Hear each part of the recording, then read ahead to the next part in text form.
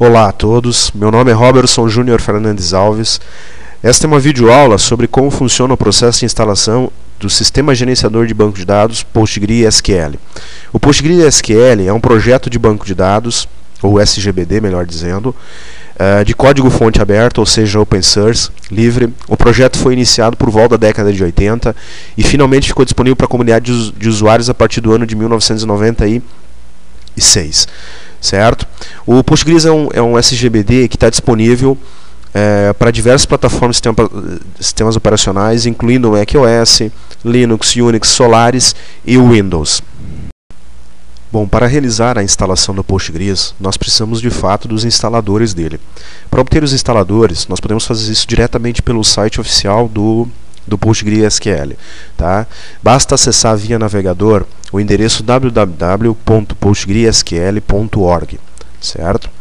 Uma vez acessado o site, existe aqui uma opção de menu chamada Download. Então vamos clicar aqui em Download. Veja aqui então a distribuição do seu sistema operacional, ou qual o seu sistema operacional, certo? No meu caso aqui, eu vou realizar o processo de instalação no ambiente Windows, então eu vou escolher aqui o Windows. Certo? Nessa tela aqui, o que me interessa é o que? São os arquivos binários do instalador. Então eu vou clicar aqui em Download. Ok. Então aqui eu tenho disponíveis os arquivos binários para o download. Nessa página aqui, então, nós podemos realizar o download dos instaladores do PostgreSQL, certo? Percebam aqui que a gente tem disponíveis aqui versões para Linux, certo? Nas plataformas 32 ou 64 bits, tá? Nós temos as versões para 32 e 64 bits Windows e até mesmo para macOS, certo?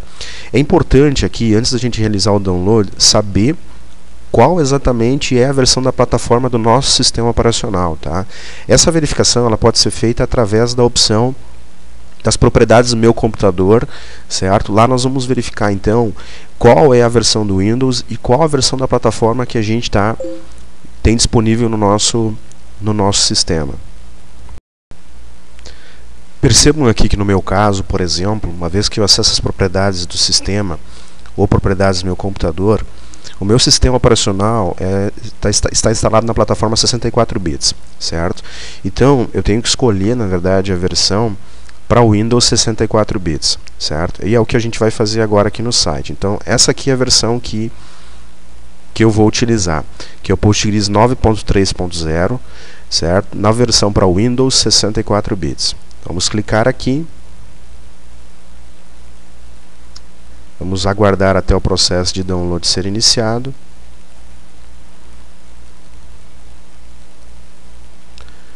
Ok. Processo de download iniciado.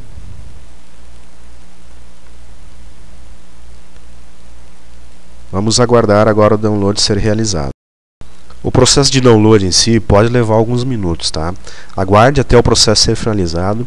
Uma vez que ele for finalizado, você vai ter disponível então o instalador do SGBD PostgreSQL, certo? Nesse caso, para o Windows, nós temos disponível então um arquivo com a extensão exe, certo? Então vamos iniciar o processo de instalação do SGBD PostgreSQL. Vamos dar um duplo clique sobre o arquivo executável. Vamos aguardar até o instalador ser iniciado.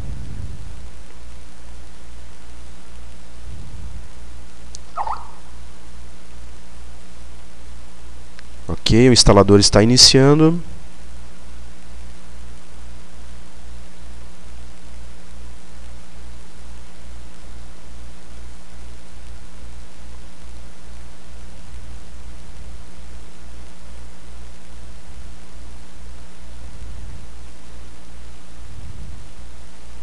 Ok, essa é a tela inicial do instalador, certo? Então aqui não existe nenhuma opção a princípio para nós selecionarmos, então vamos clicar no botão de próximo. Aqui, o que nós indicamos aqui? É o diretório principal de instalação do PostgreSQL, certo? Eu sugiro que numa instalação, no caso desktop, assim, para um computador pessoal, você mantenha os diretórios padrões que o próprio Postgres sugere. Então nós não vamos fazer nenhuma alteração nessa sugestão dele. Então basta clicar no botão próximo. Aqui é onde fica o diretório de dados, ou seja, onde serão armazenados os dados gerenciados pelo Postgres, pela versão do Postgres que nós vamos instalar. Também sugiro que se mantenha a versão padrão sugerida pelo próprio Postgres, pelo instalador, certo? Vamos clicar novamente na opção Próximo.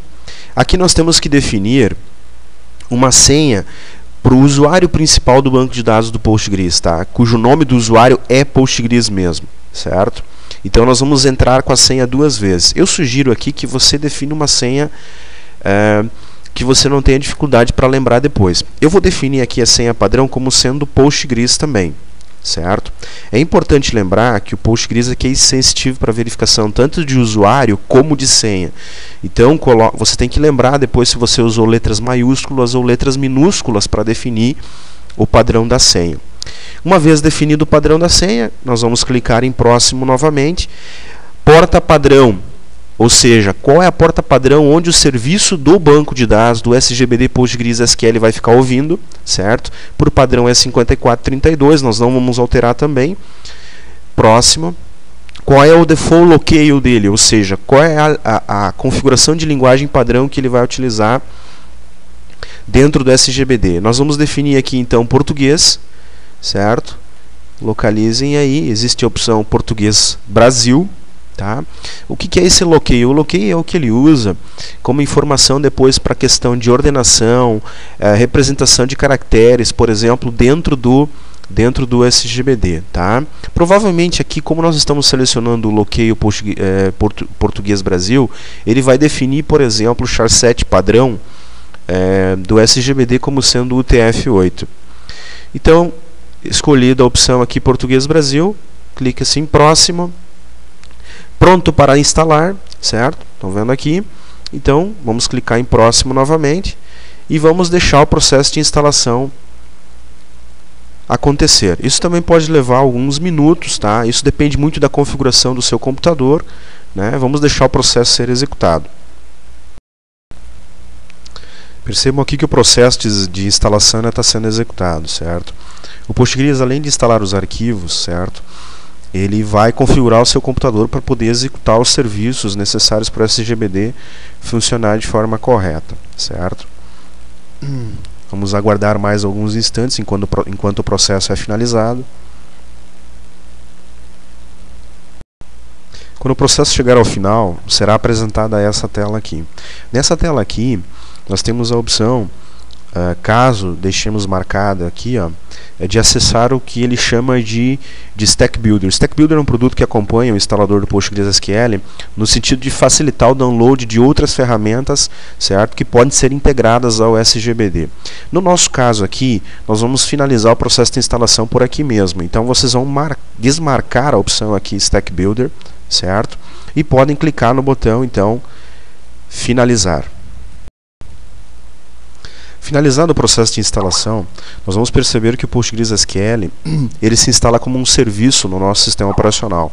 Por que isso é necessário? Isso é necessário para que a gente possa realizar as conexões ao SGBD e para que a gente possa trabalhar de fato com o SGBD, certo?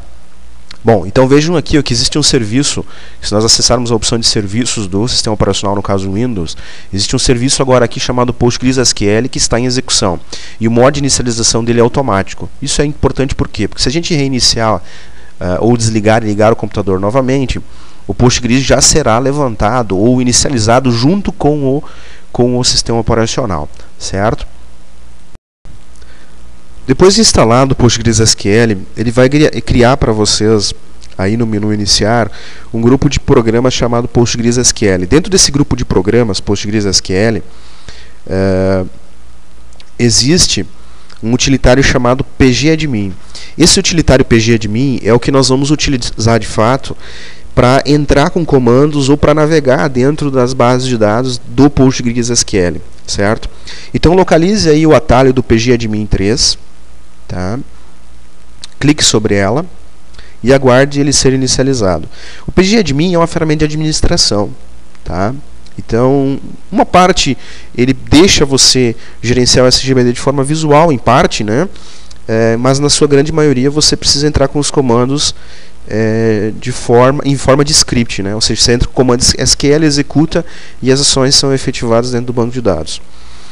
Percebam aqui que ele já trouxe para a gente uma conexão ao SGBD, que é essa conexão aqui, conexão PostgreSQL 9.3, a máquina localhost, pela porta 5432. Então nós vamos tentar acessar o SGBD por essa conexão aí. Para acessar, basta ou clicar 2 vezes sobre a conexão, ou então botão direito do mouse, opção Connect. Aqui é importante a gente lembrar aquela senha que a gente definiu lá no processo de instalação, no começo do processo de instalação, certo? No meu caso, no exemplo aqui, foi definido Postgres. Então eu vou digitar aqui Postgres, lembrando novamente que ele é case sensitivo, ou seja, para ele letras minúsculas são diferentes de letras maiúsculas, ok? Vamos dar OK aqui. Ok, estou conectado. Aqui eu posso visualizar então os databases, que são o quê? Os bancos de dados disponíveis. Por padrão a gente tem o Postgres, né, que é criado já no processo de instalação. Nós temos as table spaces, nós temos os grupos de usuários e os usuários em si, que também por default nós temos somente o Postgres. Vamos selecionar aqui o banco de dados Postgres. Dentro do banco de dados Postgres a gente tem uma série de outros objetos disponíveis. Dentro desse usuário nós temos o que a gente chama de esquemas, que é onde são organizados os nossos objetos de banco de dados. Por default nós temos aqui o esquema público. Nós vamos selecionar então o esquema público. Vamos ampliar a estrutura do esquema público, né? Dentro do esquema público nós temos os objetos separados por tipo, certo? Então nós temos os collections, os domains, nós temos as funções, as sequências, tabelas, funções baseadas em triggers ou gatilhos e as views ou as visões, né? O que nos interessa principalmente aqui são as tabelas. As tabelas são, digamos assim, o objeto mais importante de uma estrutura de dados, de um banco de dados como o Postgres, porque o Postgres também é um banco de dados relacional, certo? Ele tem características objeto relacionais? Tem, mas ele basicamente é um banco de dados relacional, certo? Então, o que acontece agora? Para a gente entrar com comandos, de fato, para o Postgres, tá? Ou seja, comandos SQL, a gente precisa selecionar, então, o nosso banco de dados, certo? E selecionar esse botãozinho aqui, ó, com esse ícone que parece uma espécie de uma lupa, ou seja, fazendo busca com a sigla SQL. Clica-se no botão, ele vai abrir essa janela aqui, e através dessa janela aqui é que nós podemos entrar com comandos. Se nós observarmos aqui, nós não temos, na verdade, nenhuma tabela criada, né? Não tínhamos nenhuma tabela criada. Então nós vamos criar a nossa primeira tabela. Table pessoa, por exemplo, certo? A tabela pessoa nós vamos definir um código do tipo inteiro como chave primária. Um nome do tipo varchar de tamanho 60, certo? Para executar esse comando e de fato efetivar isso no SGBD, nós utilizamos essa opção aqui, esse botão aqui, tá? Que é uma setinha verde, ou via menu query aqui existe também o execute, ou seja, o atalho F5, ok? Então vamos lá, F5, nosso comando foi executado, vejam aqui embaixo, tá? Vejam o resultado produzido. Agora vamos confirmar se de fato a nossa tabela existe dentro do SGBD por meio de um comando de consulta, ok? Estão vendo aqui, código e nome, a tabela foi criada, certo? Para executar o comando de consulta também foi pressionado o F5. Vamos inserir alguma informação dentro da tabela pessoa.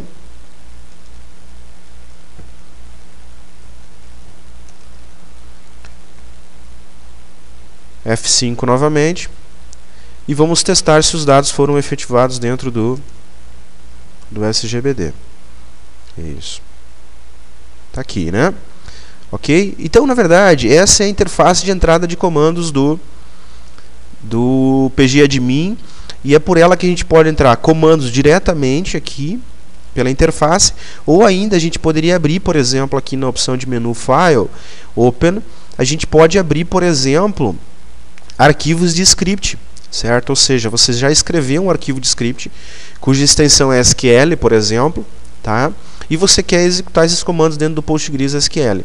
Então você vai localizar o teu arquivo com a extensão SQL, que é um script, e vai mandar executar o script aqui dentro. No entanto, para executar o script, a gente vai usar o F6, tá? Ok? Se nós fecharmos a janela aqui do pgadmin, você vai perceber que a nossa tabela agora aparece aqui na lista de tabelas, ó, tá vendo? Então aqui em Tables nós temos agora uma tabela chamada pessoa, ou uma entidade chamada pessoa. Aqui existe um botãozinho chamado View Data, né? Que é para a gente visualizar os dados de forma gráfica. Se você selecionar a tabela e clicar nesse botão, você pode visualizar os seus dados de forma visual. Ok? Seria isso então para essa aula de agora, certo? Eu agradeço a todos. Até a próxima.